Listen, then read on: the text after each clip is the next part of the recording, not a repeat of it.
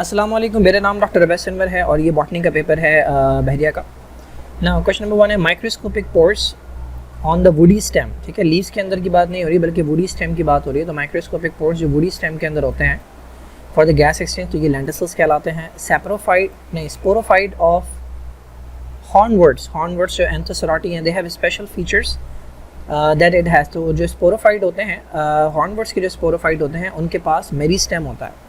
Meristem एक ऐसा tissue होता है कि जिसके अंदर ये एबिलिटी होती है कि वो मुख्तलिफ तरह के टिश्यूज़ में अपने आप को कन्वर्ट कर सकते हैं। दैट इज़ वाई इनका जो स्पोरोफाइट है वो इनके गैमेटोफाइट के ऊपर डिपेंडेंट नहीं होता। कैस्पेरियन स्ट्रिप जो है ये एंडोडर्मिस के अंदर इनकी जो सेल वॉल है उसमें एक लेयर होती है जो वैक्स की बनी हुई होती है जो कि पानी का रास्ता रोकती है। तो यहाँ से गुजरने के लिए सिम्प्लास्ट पाथवे जो है वो काम आता है, एपोप्लास्ट पाथवे जो है वो काम नहीं आता। Apoplast. Okay, last product of the dark reaction is. तो फोटोसिंथेसिस के दो पार्ट्स होते हैं, एक लाइट रिएक्शन होता है, एक डार्क रिएक्शन होता है। डार्क रिएक्शन जिसे केल्विन बेंसन साइकिल भी कहते हैं। तो वो स्टार्ट होती है RuBp से और ये कार्बन डाइऑक्साइड को एब्जॉर्ब करके वापस घूम के यहीं आ जाती है। तो लास्ट जो प्रोडक्ट है वो RuBp ही होता है इसका। Now the fossil member of the psilopsida. तो साइलोप्सिडा का जो फॉसिल मेंबर है वो राइनिया है। Shrinkage of the protoplasm due to exosmosis, तो ये प्लाज्मोलाइसिस कहलाता है। सेल को अगर आप हाइपरटोनिक एनवायरनमेंट के अंदर रखें तो उसमें से पानी बाहर चला जाता है, इसको एक्सऑस्मोसिस भी कहते हैं, जिसकी वजह से साइटोप्लाज्म श्रिंक हो जाता है। The property where antheridia mature earlier, तो ये आपका मॉजिस के अंदर देखने को मिलता है। इसको हम प्रोटोएंड्री कहते हैं। जो एंड्रोशियम है या जो एंथ्रीडियम है, जो मेल रिप्रोडक्टिव पार्ट है, वो पहले मैच्योर हो जाती है, प्रोटोएंड्री कहलाता है। क्लोरेला जो है वो रिप्रोड्यूस होता है एसेक्सुअली। तो क्लोरेला यूनिसेलुलर एल्गी है। ये एक तरह के नॉन मोटाइल स्पोर्स बनाता है जिन्हें हम एप्लानोस्पोर्स कहते हैं, जिसमें प्रोटोप्लाज्म जो है वो डिवाइड हो जाता है 18 से 16 पीसेस के अंदर। हर पीस जो है वो अपने आप को स्पोर में कन्वर्ट कर देता है। क्लोजली रिलेटेड टैक्सोनॉमिक स्पीशीज़ को ग्रुप आप करते हैं बड़े उसमें, जिसको जीनस कहते हैं। जीनस को फैमिली में, फैमिली को ऑर्डर में, ऑर्डर को क्लास में। Now tip and margin of the leaf they turn black due to the deficiency of. तो पोटेशियम है कि जिसकी डेफिशिएंसी से जो टिप होते हैं लीफ के वो ब्लैक हो जाते हैं, उनमें नेक्रोसिस हो जाता है, वो डेड हो जाता है। Now which of the following organelle act as a lysosome in plant cell. तो प्लांट सेल के अंदर जो लाइसोसोमल एंजाइम्स होते हैं, चूँकि उनके पास लाइसोसोम नहीं होता तो वो वैक्यूल के अंदर होते हैं। Most unique macromolecule as a secondary product present in land plants that resist again environmental change. तो मोस्ट यूनिक मैक्रोमोलिक्यूल जो है जो रेजिस्ट करता है वो स्पोरोपोलिन है। प्लांट लाइक प्रोटोक्टिस्ट और, तो प्लांट लाइक प्रोटोक्टिस्ट जो है वो एल्गी हैं। The most serious plant pathogen powdery mildew. Powdery mildew जो है वो इनकी किस कैटेगरी से बिलोंग करता है? तो पाउडरी मिल्ड्यू जो है ये एस्कोमाइकोटा से बिलोंग करता है, जबकि बैसिडियोमाइकोटा के अंदर रस्ट एंड स्मट्स आते हैं जो कि पैथोजेंस होते हैं। First product of the Krebs cycle. तो क्रेब्स साइकिल स्टार्ट होती है ऑक्सैलो एसिटिक एसिड, ये रिसीव करता है एसिटाइल को और ये कन्वर्ट हो जाता है सेट्रेट के अंदर। तो सेट्रेट या सेट्रिक एसिड जो ये फर्स्ट प्रोडक्ट होता है जो कि 6 कार्बन वाला होता है। The invaginations of the member of the mitochondria they are known as. तो माइटोकॉन्ड्रिया की जो इनर मेम्ब्रेन है उसमें फोल्डिंग्स होती हैं इस तरह से। So these are known as cristae. Nostoc produce in favourable condition. तो फेवरेबल कंडीशन जब होती हैं तो वो हार्मोगोनिया से रिप्रोड्यूस करता है, जिसमें उसका जो फिलामेंट होता है वो इन सेल से ब्रेक हो जाता है, जो कि हार्मोगोनियम जो सेल्स होते हैं, स्पेशल सेल्स होते हैं, यहाँ से ब्रेक हो जाता है। जब अनफेवरेबल कंडीशंस होती हैं तो वो स्पोर्स बनाते हैं जिन्हें एकिनिड्स कहते हैं।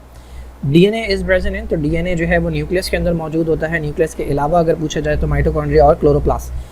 Partial stem parasite. तो लॉरेंथस ये पार्शियल स्टेम पैरासाइट के अंदर आता है। This is total stem parasite. Virus is nutritionally. तो वायरस ऑब्लिगेट पैरासाइट होता है, अपने होस्ट पर डिपेंडेंट होता है, उसके अलावा सर्वाइव नहीं कर सकता। Mycelium is the term use for. तो ये बॉडी ऑफ द फंगस के लिए यूज़ की जाती है, जो कि मास ऑफ हाइफी होता है, बारीक बारीक से स्ट्रक्चर्स हैं थ्रेड लाइक, उनसे पूरी बॉडी बनते हैं। Now during aerobic respiration mitochondria releases dash ATPs from glucose. तो ये टोटल 36 ATPs होते हैं जो कि रिलीज़ किए जाते हैं। Okay, let's talk about the short questions. ये 1 मार्क वाले क्वेश्चन है। Describe stages of 5 kingdoms.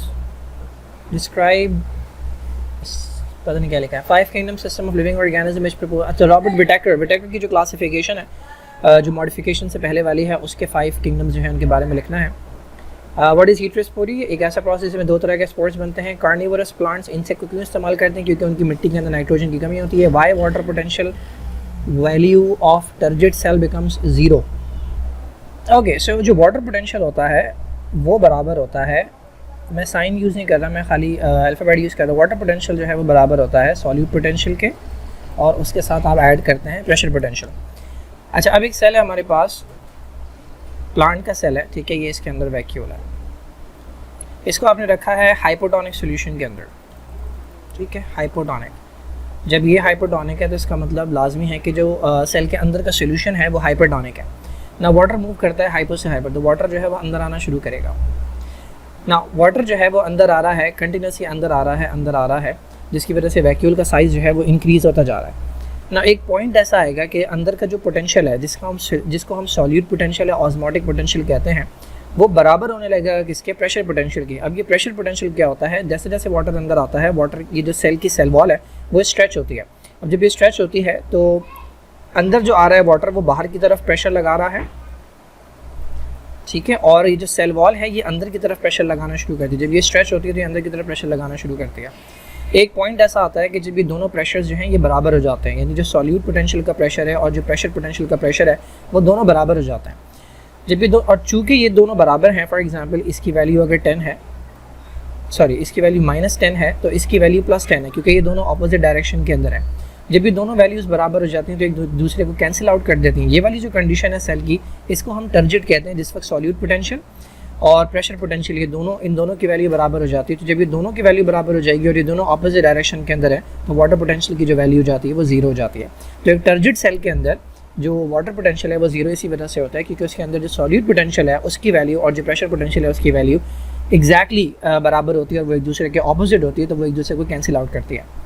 Now, why ATP formation during glycolysis considered as a substrate level phosphorylation?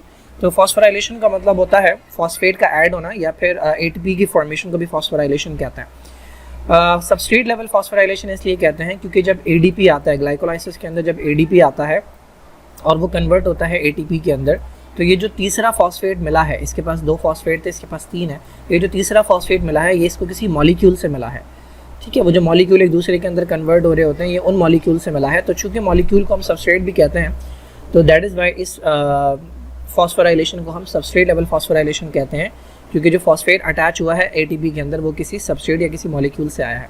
Postulate of cell theory, ठीक है, what is the cause of lysosomal storage disease, what is the cause. तो lysosomal storage disease का cause जो है वो किसी न किसी एंजाइम के अंदर डिफेक्ट या कोई ना कोई एंजाइम की डेफिशिएंसी होता है।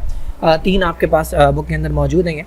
वाइट ट्रांसपिरेशन इसको नेसेसरी वाली मैं बता चुका हूँ, differentiate between diffusion and facilitated diffusion. तो दोनों के अंदर एनर्जी इस्तेमाल नहीं होती, दोनों पैसिव प्रोसेस हैं। ये डिफरेंस नहीं है, फ़र्क ये है कि इसके अंदर किसी मॉलिक्यूल की फैसिलिटेशन की ज़रूरत नहीं होती, जबकि इसके अंदर किसी न किसी मॉलिक्यूल की या किसी न किसी कैरियर की जो है वो ज़रूरत होती है। Now differentiate between any one of the following oxidative phosphorylation and photophosphorylation।